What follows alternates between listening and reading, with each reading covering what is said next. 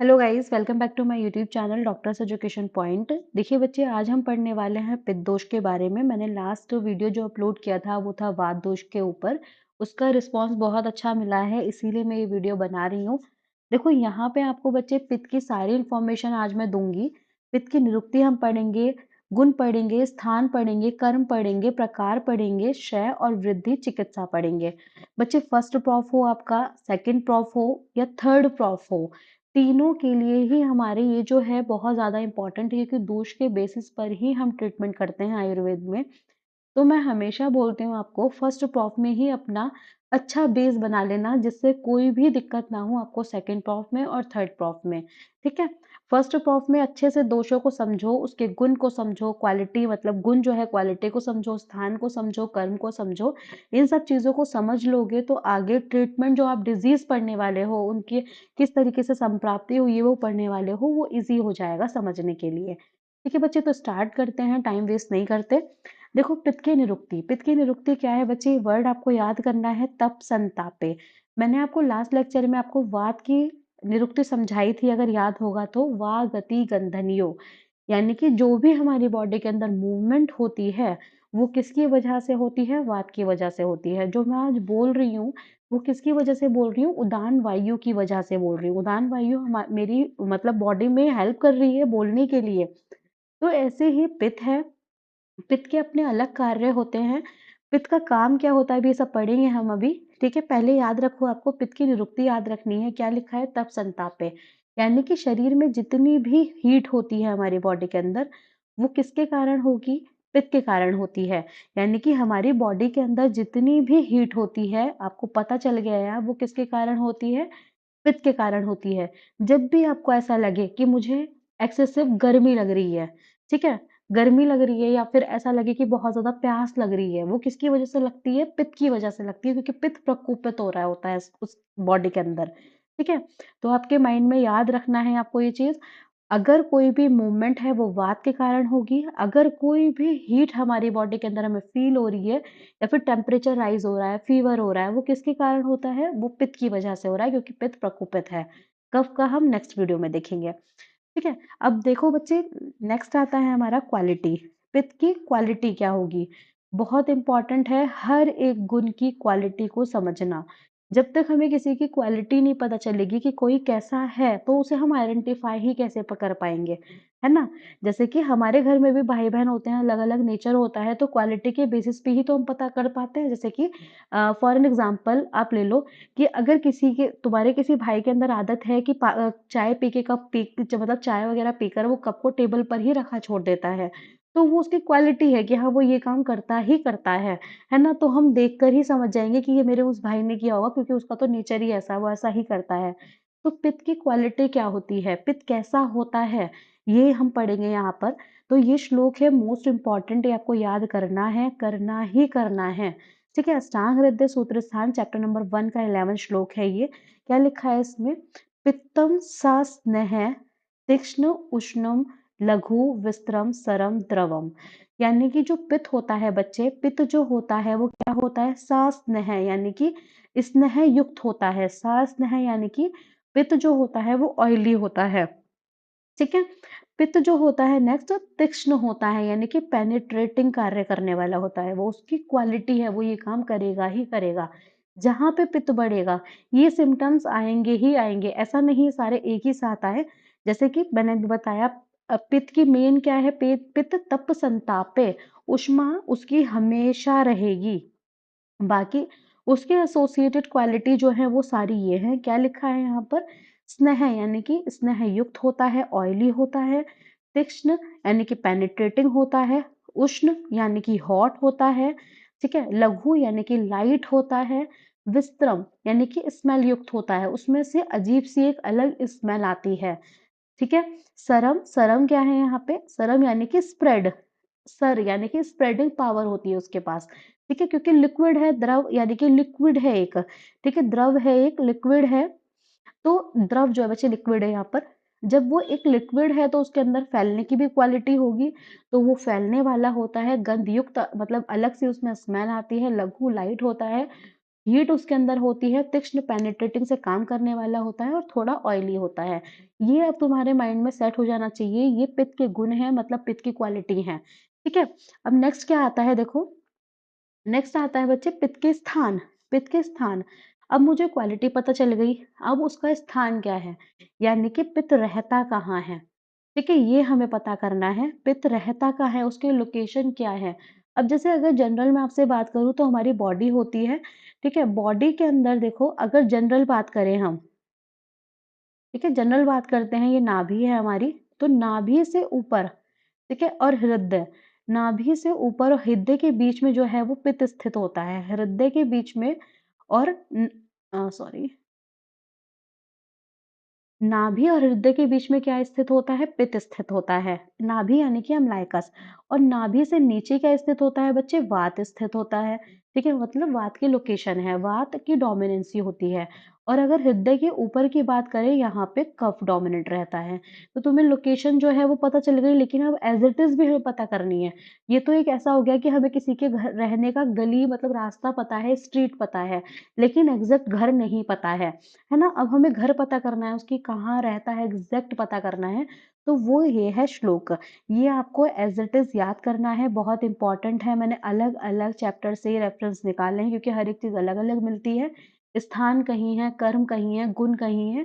इसीलिए मैंने ये वीडियो बनाई है, ताकि आपको एक ही जगह सब चीज़ मिल जाए। देखो, अष्टांग हृदय के सूत्र स्थान 12 के अंदर जो श्लोक नंबर 2 दे रखा है, वो है स्थान का श्लोक, यानी कि वो बताता है पित्त का स्थान क्या है, कहाँ रहता है पित्त। तो पित्त कहाँ रहता है देखो, नाभिर अमाशय स्वेदो लसिका रुधिरम रसा। अब ये क्या होता है, नाभि यानी कि अम्लाइकस। देखो मैंने क्या बोला, नाभि से और हृदय, इन दोनों के बीच में रहता है ना पित्त। तो नाभि पहला वर्ड आया है, याद रखना है। जो पित्त के लिए मेन स्थान है वो कौन सा होता है, नाभि होता है मेन स्थान। ठीक है, अब इसके बाद क्या आता है हमारा अमाशय, यानी कि हमारे स्टमक के अंदर भी पित्त रहता है। ठीक है, नेक्स्ट है स्वेदो, यानी कि स्वेटिंग जो होती है, उसके अंदर भी पित्त रहता है।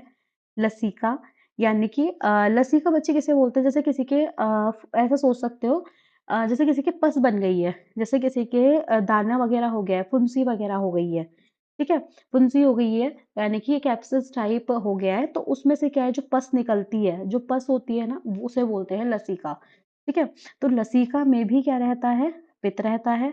रुधिरम यानी कि ब्लड, ब्लड के अंदर भी पित्त की डोमिनेंसी होती है। ठीक है, पित्त रहता है। रस के अंदर भी, जो हम खाना खाते हैं, जो हमारा आहार होता है, आहार जब डाइजेस्ट होता है तो उससे भी क्या बनता है, रस धातु जो बनती है, उसके अंदर भी पित्त रहता है। ठीक है, दृक यानी कि जो हमारी आंखें होती हैं, जो हम देखते हैं, वो किसकी वजह देखते हैं, पित्त की वजह से देखते हैं। ठीक है, स्पर्शन यानी कि जो हम छूते, देखो दृक जो हमारा आंखों के अंदर पित्त होता है। मैं अभी आपको पित्त के जो टाइप्स हैं वो इस वीडियो के अंदर कवर नहीं कराऊंगी, वो मैंने ऑलरेडी अपने चैनल पर अपलोड कर रखी है, जिसमें वात पित्त कफ तीनों के टाइप्स मैंने बहुत इजीली समझाए हैं। मैं वो लिंक दे दूंगी डिस्क्रिप्शन में, वहां से पढ़ लेना।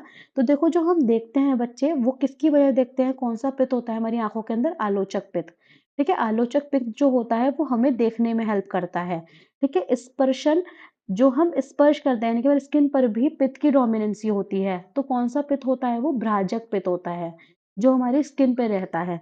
तो ये अलग अलग टाइप्स हैं, ये आपको याद करने हैं। 5 टाइप होते हैं पित्त के भी, वात की तरह ही।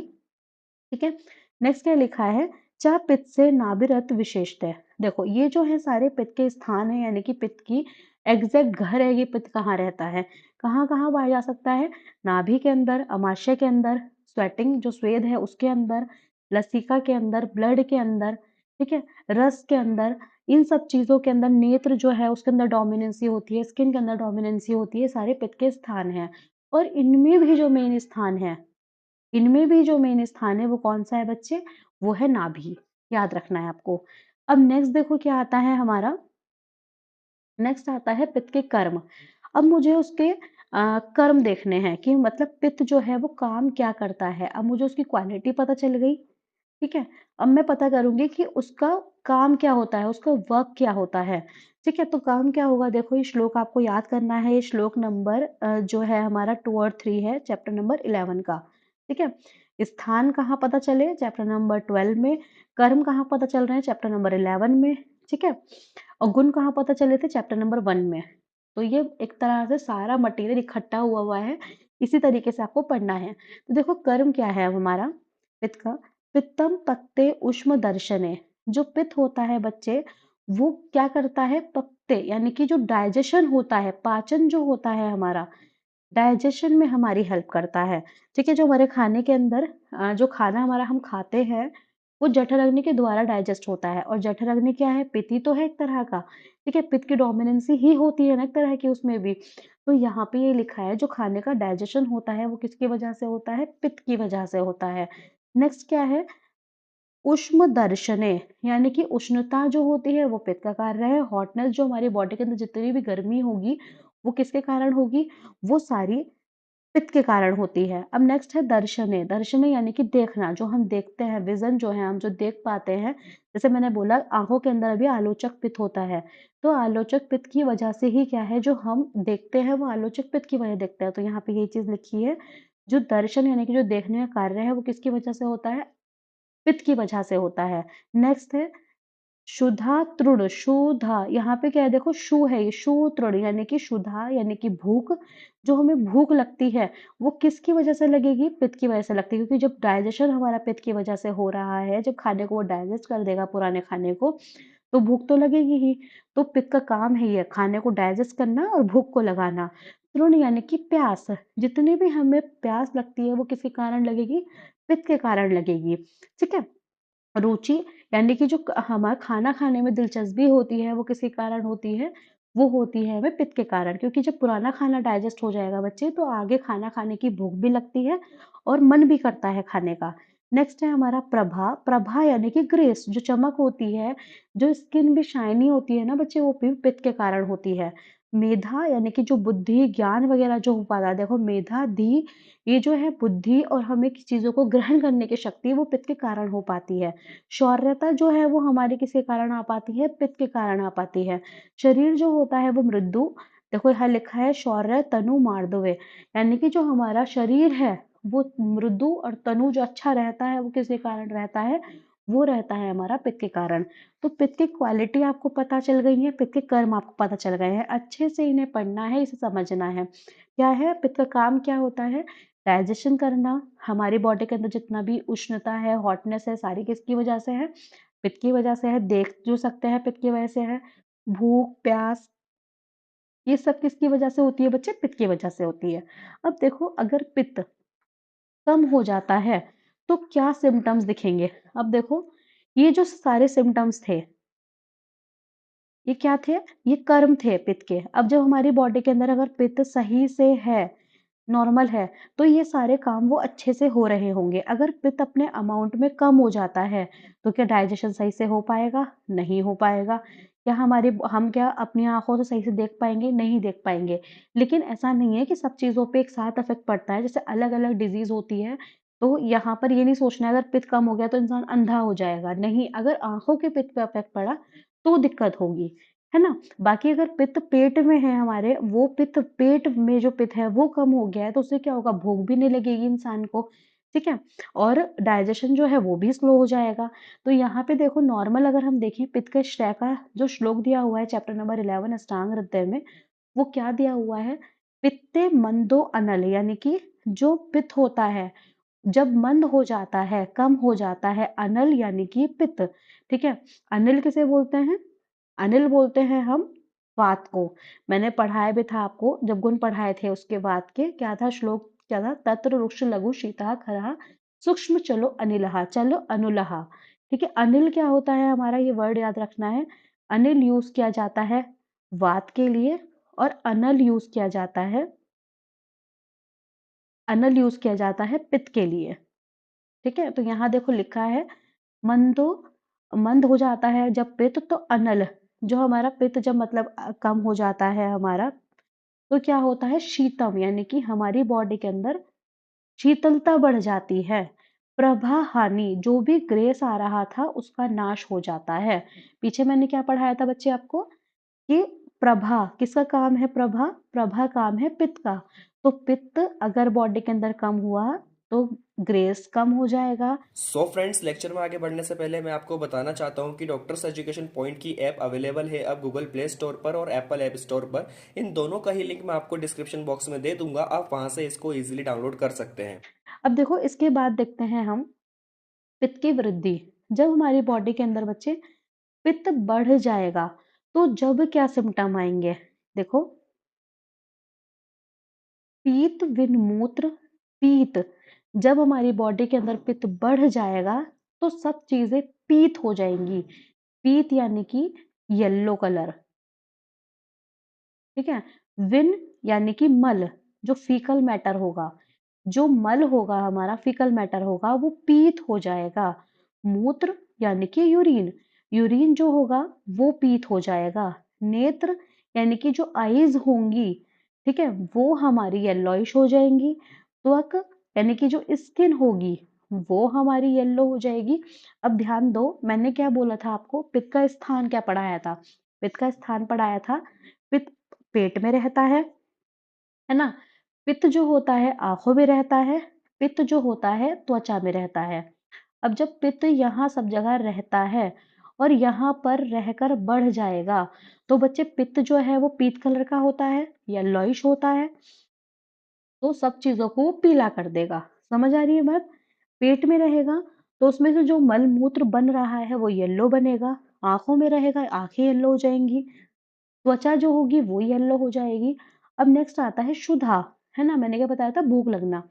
क्षुधा तृण यानी कि प्यास, ये जो होगी बच्चे अल्प हो जाएगी। ठीक है, क्या हो जाएगी? अल्प हो जाएगी। और दाह जो होगी यानी कि जो बर्निंग सेंसेशन है, जो उष्मा है बॉडी के अंदर, दाह जो है, सॉरी सॉरी सॉरी सॉरी, क्या बता दिया मैंने? ये तो कम नहीं होगी, ये तो बढ़ जाएगी। पित्त की वृद्धि हो रही है तो क्षुधा जो है वो बढ़ जाएगी, तृण प्यास बढ़ जाएगी, दाह बढ़ जाएगी, अल्प निंद्रता, निंद्रा जो है वो कम हो जाएगी। ठीक है, ध्यान देना है। सॉरी, वो गलत बता दिया मैंने। क्या बोला मैंने? क्षुधा यानी कि भूख जो है बढ़ जाएगी, क्योंकि जब पेट के अंदर पित्त ज्यादा बढ़ चुका है तो उससे क्या होगा? खाना जल्दी जल्दी डाइजेस्ट होगा, भूख लगेगी, प्यास लगेगी, दाह होगी बॉडी के अंदर, लेकिन नींद कम आती है इससे। ठीक है, ये बात याद रखनी है। नींद क्या होगी बच्चे? कम हो जाएगी। अब नेक्स्ट और लास्ट बचा है हमारा पित्त की चिकित्सा, यानी कि हम पित्त का ट्रीटमेंट कैसे करेंगे। अगर पित्त बढ़ गया है तो उसे हमें किस तरीके से ट्रीट करना है। तो ये जो श्लोक है ना, वो तुम्हारा फर्स्ट प्रॉफ में, सेकंड प्रॉफ में, थर्ड प्रॉफ में हमेशा काम आएगा। जैसे मैंने वात की चिकित्सा कॉमन बताई है आपको, तो आगे आने वाले टाइम में जब आप वात के डिजीज पढ़ोगे वो सारा ट्रीटमेंट वहां याद रखना है, आपको लिखना है। ऐसे ही पित्त की जो ये चिकित्सा है ये आपको हमेशा याद रखनी है। तो देखो क्या लिखा है, जो पित्त अस्य सर्पी, जो पित्त बढ़ता है तो उसमें क्या करना है हमें? सर्पी, सर्पी यानी कि घी, घी का इस्तेमाल करना है। पेशेंट को घी का क्या कराना है? पान कराना है, यानी कि घी पेशेंट को पिलाना है। नेक्स्ट क्या है? स्वादु शीत, यानी कि स्वादु यानी कि मधुर, मधुर द्रव्य खिलाने हैं, मीठे द्रव्य खिलाने हैं, क्योंकि पित्त हमारा अम्लीय होता है। ठीक है, तो उसे मधुर द्रव्य खिलाने हैं, शीतल पदार्थ खिलाने हैं, शीतल पदार्थों से विरेचन भी कराना है। ठीक है, शीतल पदार्थ और मधुर द्रव्य भी देने हैं उसे, और हमें उसे विरेचन कराना है, यानी कि उसका जो बॉडी में इकट्ठा पित्त है उसे एनल रीजन से बाहर निकालना है। ठीक है, स्वादु मधुर चीजें खिलानी है, तिक्त चीजें खिलानी है, कषाय रस खिलाना है। ठीक है, ऐसे ऐसे भोजन और ऐसी औषधियां देनी है। सुगंधित शीतल और मन को अनुकूल, यानी कि जो हृदय को अच्छी लगती है गंध, वो उसे सेवन करानी है। और कंठ में लटकने वाले मुक्तामणि हार धारण करवाने हैं, कर्पूर चंदन खस ये सब चीजों का लेप करना है। और मन को प्रसन्न करने वाले पदार्थ, दुग्ध, घृत और विरेचन जो होते हैं वो विशेष होते हैं। अब मैं यहाँ पे तुम्हें इंपॉर्टेंट बताती हूँ, तुम्हें याद क्या रखना है। देखो, मैं पहले भी बता चुकी हूँ, एक होती है हमारी शमन चिकित्सा, एक होती है हमारी शोधन चिकित्सा, संशोधन। तो बच्चे शमन क्या होता है? दोषों को शांत करना बॉडी के अंदर ही। तो अगर वात बढ़ रही होगी तो पेशेंट को तेल का सेवन कराते हैं। पित्त बढ़ रही होगी, घृत का कराते हैं। कफ बढ़ रही होगी, कफ बढ़ रहा होगा तो मधु का सेवन कराते हैं। ये हो गया हमारा शमन के लिए। ठीक है, तो यहाँ पे पित्त बढ़ रहा था तो हमने क्या करवाया, घृत पान। ठीक है, समझ आया? ये है शमन। अब आता है शोधन। ये लिख लेना, ये याद रखनी है बात हमेशा के लिए। अगर वात बढ़ रही होगी तो वात बढ़ रही होगी तो वस्ती कर देंगे पेशेंट को। ठीक है, पित्त बढ़ रहा होगा तो विरेचन देते हैं। कफ बढ़ रहा होगा तो वमन देते हैं। ठीक है, तो ये क्या हो गया हमारा शोधन कर्म। तो यहाँ क्या लिखा है देखो, पित्त बढ़ रहा है, सॉरी, देखो यहाँ पे पित्त बढ़ रहा है तो हमने दिया विरेचन। दो चीजें याद हो गई, शमन याद हो गया, शोधन याद हो गया। अब लास्ट चीज बचती है बच्चे, खाने में क्या देना है, आहार क्या देना है। तो क्या याद कर रखा है, मधुर, अम्ल, लवण, कटु, तिक्त, कषाय। तो याद रखना है, ऊपर के तीन कफ को बढ़ाते हैं, नीचे के तीन वात को बढ़ाते हैं, बीच के तीन पित्त को बढ़ाते हैं। अब देखो समझो, अगर ये ऊपर के तीन मधुर, अम्ल, लवण कफ को बढ़ा रहे हैं तो कफज व्याधि में नहीं देने हैं। कौन से देने होंगे, ये वाले द्रव्य देने होंगे। तो तुम्हें लिखना है क्वेश्चन में, अगर कफ बढ़ रहा है तो मधुर, अम्ल, लवण द्रव्य नहीं देने हैं। अगर वात बढ़ रही है तो हमें पेशेंट को कषाय, तिक्त और कटु द्रव्य नहीं देने हैं। पैरेलल क्या देना है, कफ को बढ़ाने वाले द्रव्य। और अगर किसी की बॉडी के अंदर अम्ल बढ़ रहा है, पित्त बढ़ रहा है तो अम्ल द्रव्य, लवण द्रव्य और कटु द्रव्य ये नहीं देने हैं। तो क्या देना है, मधुर, तिक्त, कषाय। तो देखो यहाँ श्लोक में देखो, अब मधुर, तिक्त और कषाय रस वाले द्रव्यों का सेवन करना है। ठीक है, ट्रिक भी बता दी है, तरीका भी बता दिया है याद रखने का। तो इस तरीके से तुम्हारा शमन चिकित्सा भी हो जाएगी, शोधन चिकित्सा भी हो जाएगी और आहार भी हो जाएगा। तो बच्चे ये जो था वो पित्त था, सब मैंने बता दिया है आपको। वात पित्त कफ के बारे में इस तरीके से हम पढ़ेंगे। मैं वात के बारे में पढ़ा चुकी हूँ आपको, पित्त के बारे में आज मैंने पढ़ा दिया है, कफ की नेक्स्ट वीडियो अपलोड कर दूंगी। ठीक है, अब देखो बच्चे, ये सारे पॉइंट कवर करा दिए मैंने। निरुक्ति, गुण, स्थान, कर्म, प्रकार, श्रेय, वृद्धि, चिकित्सा, जो प्रकार है इसकी वीडियो मैं नीचे डिस्क्रिप्शन में डाल दूंगी, वहां से देख लेना। ठीक है बच्चे, थैंक यू सो मच।